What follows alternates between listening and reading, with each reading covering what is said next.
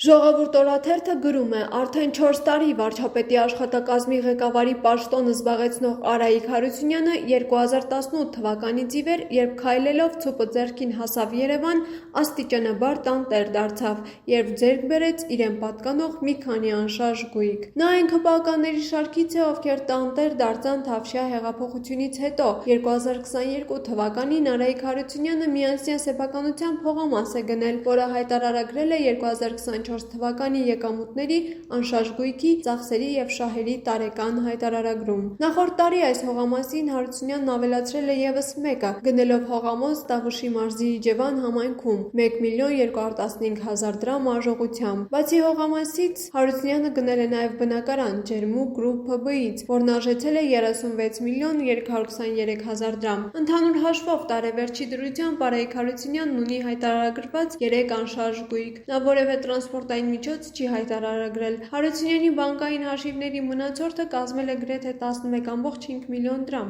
կանխիկ դրամական միջոցները կազմել են 90,000 դրամ։ Հաշվետու տարվա եկամուտները կազմել են 26 միլիոն 771 դրամ, որից 23 միլիոն 806 դրամը աշխատանքի վարձատրությունն է Հայաստանի Հանրապետության վարչապետի աշխատակազմից, իսկ 2 միլիոն 965 դրամը Հայաստանի Հանրապետության ֆինանսների նախարարությունից ստացած եկամուտ է։ Ստացած վարկերի և փոխհարությունների մայր գումարի մնացորդը հաշվետու տարվա դեկտեմբերի 31-ի դրությամբ կազմել է 27 միլիոն 420 դրամ, ինչը բնակարանի հիփոթեքի մայր գումարի մնացորդն է, որի համար էլ որպես եկամտահարկի վերադարձ Հարությունյանը ստացել է 2.9 միլիոն դրամ։ Վարկի մարմանն ուղղված վճարումները կազմել են 3 միլիոն 696 դրամ։ Արայիկ Հարությունյանը հանդիսանում է Հայաստանի Հանրապետության Պետական կառավարման ակադեմիայի խորհրդի նախագահ, Հայոց ցեղասպանության թանգարան ինստիտուտ հիմնադրամի և Մատենադարան Մեսրոպ Մաշտոցի անվան հին ձեռագրերի գիտահետազոտական ինստիտուտի հոգաբարձուների խորհրդի անդամ։ Նա քաղաքացիական պայմանագիր կուսակցության ղեկավար վարչության